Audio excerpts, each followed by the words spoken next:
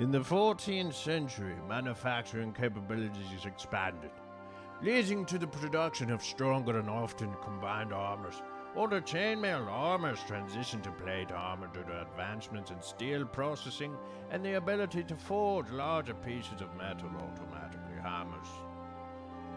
Service soldiers were protected by helmets such as the chevaliers, known as the Iron Hat, bastinets, and helms. Armors were crafted by armorers or helmet makers, typically from a single piece of hardened plate.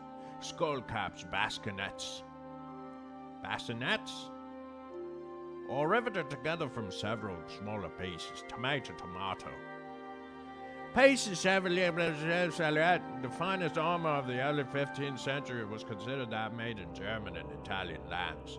Combined type armors were used by heavy cavalry. They consisted of chainmail supplemented with plate armor, covering the limbs in the simpler forms of cuirasses. Plate coats or quilted jackets. Some plate coats and breastplates were equipped with a sword with hood and knight's spear, and the armor lacked a hook. The spear was inserted into a slot in the shield, which covered the left arm, controlling the reins in the lower part of the helmet. A widely used helmet was a bassinet with its helmet nicknamed the dog snout. Additionally, iron hats with 1 or 2 eye slots were frequently depicted in visual sources. Shoulders were protected either by chainmail, sleeves, or small pauldrons. An indispensable part of the armor was the shield. Combat technique. In the High Middle Ages, new elements of combat technique and weapons and armor were emerged. Curved sabers became popular, and chainmail was replaced by a plate of armor. Knights preferred heavier swords, crossbows, and impact weapons such as maces and flails. Only wealthy nobles could afford full armor.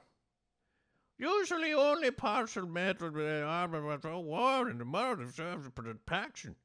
The focus was on combat technique. For this reason, sword fighting developed in 2 ways. A knightly swordsmanship. Fightly with a spear, sword, and shield and a full heavy armor. Common swordsmanship. For lightly armored fighters who fought with swords and common weapons such as flails, staffs, etc. In battles between light armored and heavily armored fighters, speed, agility, and cleverness often won. Therefore, swordplay, also interested in the poorer parts of society, they gradually started to be educated in sword fighting schools.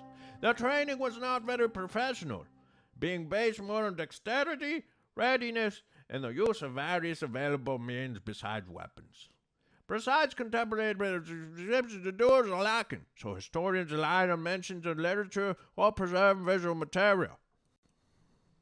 Dugout shelters. A dugout shelter is a form of smaller and more makeshift housing. One room dug into the ground, with steps leading down into it. It was covered with a simple thatched roof. Those were home to poor people, or a provisional shelter for woodcutters, charcoal, burned and shepherds who did not live in them year-round. Burners. Pennants and banners.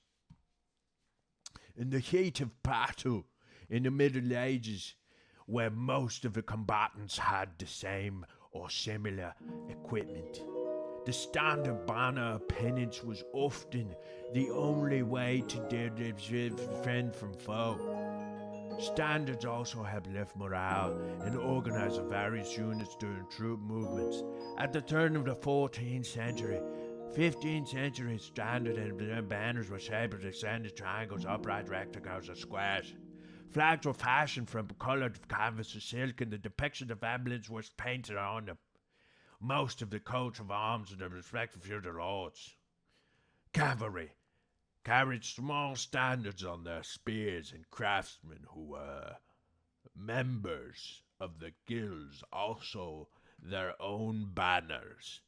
The guild banner was emblematic of profession, and was shown at public ceremonies at an army and other ostentatious events. The banner of the Bohemian lands dates back to the 13th century and depicts ghouls, a lion rampant queue fourche, and a two-tailed silver lion raised on its hind legs on a red background. If the banner is topped with a triangular punch, it is referred to as a pennant. Sources of light. The main source of light after sunset in the household was fireplaces and hearths.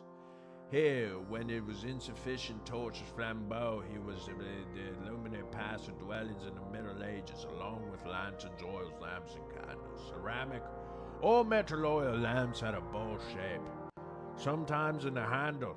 A wick immersed oil was used in the handles, later wax and added in wealthier households. Chandeliers were hung from the ceilings with chains. In villages, simple lamps would burn tallow instead of villages vegetable oil. In split wood, where torches were used, with candles were fairly smoky, melted quickly. They needed to be wiped, and the tallow collected for reuse, which is why they were placed in holders in a bowl. In Central Europe, beeswax was considered an extraordinarily expensive commodity.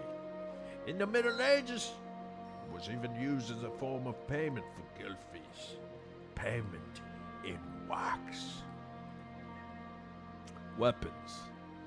Humans have been using weapons made of wood, stone, bone, and antlers since the Paleolithic era.